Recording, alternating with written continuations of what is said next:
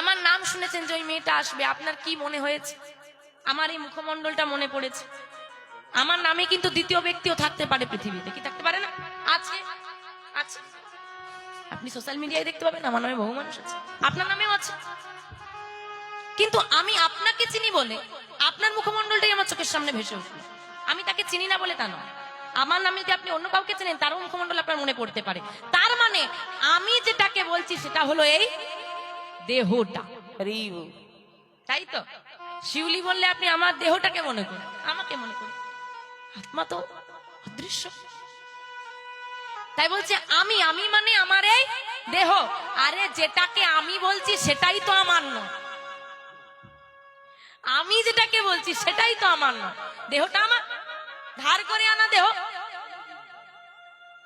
আমার। আমি খাওয়া দাওয়া করছি বলে শরীরে বল পাচ্ছি, আমি যত্ন করছি বলে শরীরটা পরিষ্কার আছে। অদ্ভুত বিষয়, লোকের জিনিসকে যত্ন করে রেখেছি, যদি সে বলে এক্ষুনি আমার দেহটা রিটার্ন লাগবে, এক্ষুনি দিতে হবে, এইখানে বসেই ফেরত দিয়ে দিতে হবে। বাড়ি যাই, সবার সঙ্গে একটু দেখা করে নি, তারপর ফেরত দেব না, 1 সেকেন্ড সময় এক্ষুনি চাই। মানে আপনি কাউকে টাকা ধার দিয়ে যদি বলেন দাদা ফেরত দাও, সে বলবে 2 দিন পরে দেব। কিন্তু আপনি এমন একজনের কাছ থেকে ধার নিয়ে এসেছে, সে যদি বলে আমার এক্ষুনি লাগবে, তো এই মুহূর্তেই তার লাগবে। তোমার নিজের দেহটাকে ধরে রাখার ক্ষমতা নেই। আরে কি আছে তো?